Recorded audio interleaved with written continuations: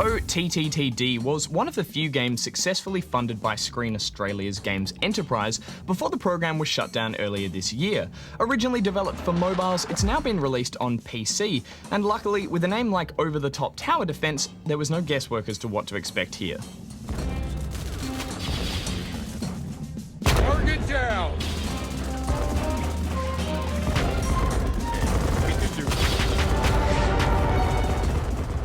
Tower defense has proven to be an extremely popular genre that's had plenty of spin-offs with slight variations on the formula. So what sets OTTTD apart from these? Well, I could start by pointing out the insane story and design elements that live up to the game's already hysterically blunt acronymic title. The tale revolves around Hero Corp and their soldiers, who are starved for work. This all changes when the company discovers trans-dimensional rifts, and therefore countless opportunities for work, i.e. war. Time to die. In each of these rifts, you'll encounter a mad mix of enemies that range from cannon-packing crabs, detached eyeballs sporting reading glasses, and even a giant shark airship. Because, well, why not? Same goes for the maps, towers, weapons, and dialogue. It's all intentionally excessive, mishmashed, and the game is clearly proud of it. Let's do this. Okay. It's not side-splittingly funny by any means, but the effort is certainly appreciated. And the humorous way in which enemy giblets and bullet casings eventually cover the entire battlefield never gets old. Still, this crazy design and self-referential humour isn't exactly new to games. Fortunately, OTTTD brings with it a new layer of RPG strategy that makes it a standout in a crowded genre. Along with the game's rather simple tower defense, you're put in control of a number of Hero Corp heroes, who all have unrestricted movement around the map. And each of these unlockable caricatures have their own upgradable weapons, armor, as well as an interesting range of passive and active skills that can be triggered during combat. As well as utilising their class-based skills, such as an engineer that can remotely repair towers, or a tank that can release a shockwave, the heroes also serve as a form of mobile towers in themselves, being sent around the map to cover gaps left in your defence. And kick some ass. Add this to the already manic task of building, upgrading and maintaining your towers, and you may find yourself occasionally seizing up with complete tower defence indecision. So keeping your cool in this style of game is key.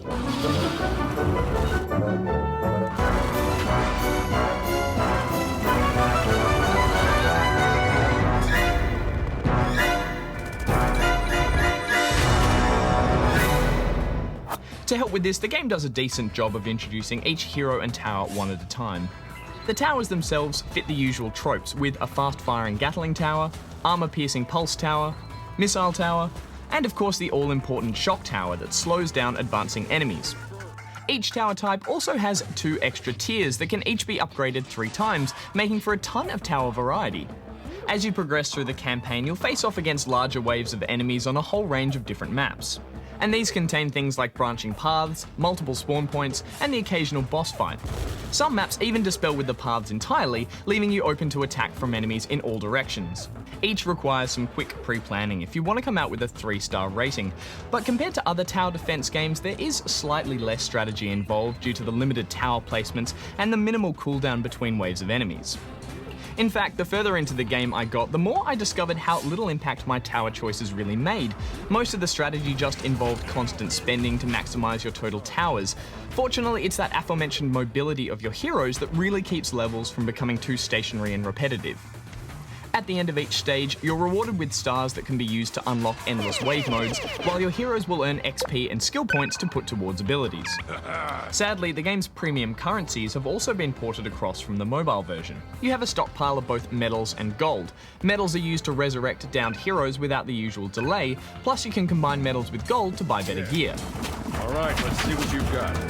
You can top both of these currencies up using microtransactions in the mobile version, but oddly enough there's no in-game option to do so here. Thankfully, I was able to get by just using the gold and medals I'd earned progressing through the campaign.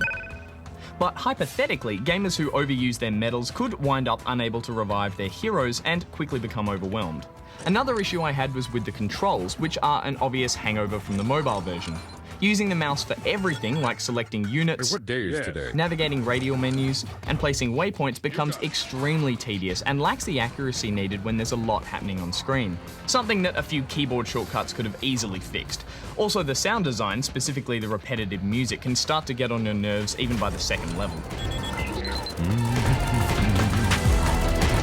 Let's do this. Beyond that, OTTTD is still a good tower defense game that makes up for its simple take on the genre with some interesting RPG elements. I'd say it still feels better played on a mobile device, but the bright graphics and crazy design still feel at home on a PC, so I'm giving it a 7. Man, I need to retire. I'm getting too old for this.